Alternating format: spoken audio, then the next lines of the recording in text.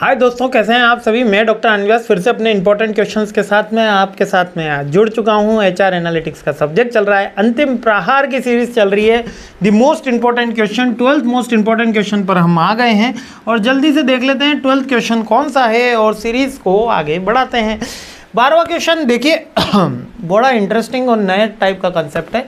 Formulating evidence based practice and responsible investment.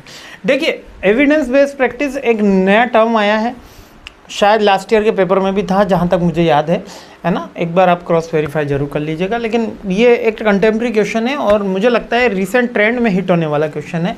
इसमें यह कहा जाता है कि जो एचआर जो भी प्रैक्टिस करे या कंपनी का टॉप मैनेजमेंट जो भी प्रैक्टिस करे वो किसके बेस पे करे, यानी एविडेंस के बेस पे, यानी डेटा ड्रिवन टेक्निक होनी चाहिए। डेटा ड्रिवन टेक्निक होनी चाहिए। तो ये बेसिकली प्रोसेस है और रिस्पॉन्सिबल इन्वेस्टमेंट भी इसी का सब पार्ट में लिया जाता है। ठीक है, तो responsible share a core principle using data analyze to drive decision. Using data और एनालिसिस को किस लिए क्या हेल्प करे, डिसीजन लेने में, यानी कि विदाउट डेटा के आप डिसीजन ना लें। इसी को ही एविडेंस बेस्ड प्रैक्टिस बोलते हैं। ठीक है, इधर उधर की बातें नहीं लिखनी है, इसमें बिल्कुल पिन पॉइंट बातें लिखनी है। फॉर्मुलेटिंग ए क्वेश्चन, जब भी आपको ये प्रैक्टिस करनी हो, जब भी आपको एविडेंस बेस्ड रिसर्च करना हो, तो आपको सबसे पहले क्वेश्चन फिक्स करने होंगे कि ये क्वेश्चन है, ये ऑब्जेक्टिव्स है, ये गोल्स हैं। इसी से मैं डिसाइड करूंगा, फिर उसके रिगार्डिंग हम एविडेंस क्रिएट करेंगे। क्रिएट करना यानी कि सर्च करना है ना, जिसमें हम सर्च करेंगे कि ये बेसिकली ये एविडेंस रहे, ये क्वेश्चन रहे। सपोज ऑपरेशन के एक डिपार्टमेंट है आयरन डिपार्टमेंट, चलो कलर डिपार्टमेंट है ना। कलर डिपार्टमेंट आपको समझ में आ जाएगा, उसे थीस डिपार्टमेंट बोलते हैं। कलर डिपार्टमेंट, जो कलर डिपार्टमेंट है जो क्लॉथ पे कलर कर रहा है, उस डिपार्टमेंट में 30% प्रोडक्शन डाउन हो गया। कितना डाउन हो गया? 30%। तो हम एक क्वेश्चन फॉर्मुलेट करेंगे, उसके कारण क्या थे। 5 वाई एनालिसिस होगा इसमें।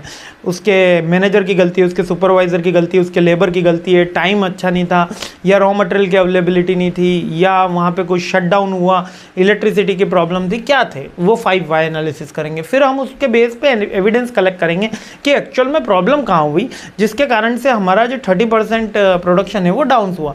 फिर उस एविडेंस के बेस पे हम एक डिज़ाइन करेंगे मेथोडोलॉजी कि ये चीज़ें हुई होगी, ये प्रिडिक्ट करा जाएगा, और फिर एक रिसर्च कंडक्ट करेंगे और इंटीग्रेट करेंगे एक्सपर्ट के साथ में कि ये चीज़ें हुई थी। एक्सपर्ट आप वो विद इन कंपनी भी हो सकता है, आउटसाइड कंपनी भी हो सकता है।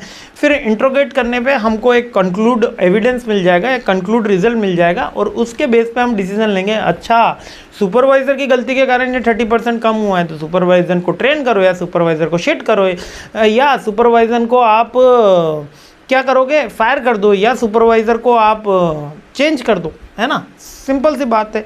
ट्रांसफ़र कर दो, ठीक है, शिफ्ट कर दो। शिफ्ट यानी डिमोशन करना, है ना। डिमोशन कर दिया, शिफ्ट कर दिया, ट्रांसफ़र कर दिया, या फायर कर दो, या उसको ट्रेन कर दो, वेल ट्रेन कर दो। तो इसके कारण हमने रिजल्ट दिया और उससे हम रिजल्ट लेंगे। तो ये एविडेंस बेस्ड होता है बेसिकली। अब रिस्पॉन्सिबल स्टेटमेंट क्या होता है?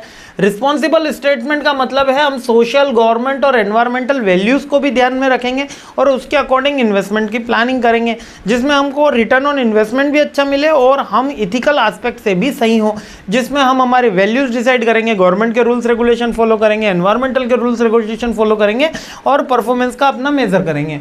सिंपल सी बात है, और इसको हम अलाइनमेंट कर देते हैं अपनी गवर्नमेंट के रूल्स रेगुलेशन के साथ में, और इस टेक्निक को दोनों को साथ में यूज़ करा जाएगा तो बेटर डिसीजन मेकिंग हो पाएगी, बेटर रिस्क मैनेजमेंट हो पाएगा और long term sustainability with positive impact होगा। बस सिंपल सी बात है, ज़्यादा इसके अंदर डिटेल लिखने की ज़रूरत नहीं है, पिन पॉइंट लिखना है, क्योंकि क्वेश्चन थोड़ा सा कंटेम्प्रेरी है और क्वेश्चन थोड़ा सा कह सकते हो अतरंगा है, क्योंकि ये सब क्वेश्चन है फाइनेंस से रिलेटेड और आ गया है हमारे एचआर एनालिटिक्स में। और चैलेंजेस क्या है कि डेटा होने की दिक्कत रहती है, बजट की दिक्कत रहती है, और एक्सपर्ट इसमें ज़रूरी होता है, और स्टैंडर्डाइजेशन मेज़र हम बार चेंज हो जाते हैं, और शॉर्ट टर्म और लॉन्ग टर्म के डेटा वेरी करते हैं, और ट्रेंड चेंज हो जाता है। ठीक है, सिंपल सी बात है। अगर सुपरवाइज़र की गलती थी, दूसरा सुपरवाइज़र लाए तो उसकी क्या गारंटी वो भी सही करेगा, फॉर एन एग्जाम्पल। ठीक है, तो ये बात समझ में आ गई ना आपको। तो ये इसके चैलेंजेस हैं और बेनिफिट तो ऑलरेडी मैंने आपको समझा दिया, बट पिन पॉइंट लिखना है इस क्वेश्चन में। ठीक है, आगे बढ़ते हैं, सीरीज आगे बढ़ाते हैं और सेकंड लास्ट क्वेश्चन के ऊपर हमला बोलते हैं। जय हिंद।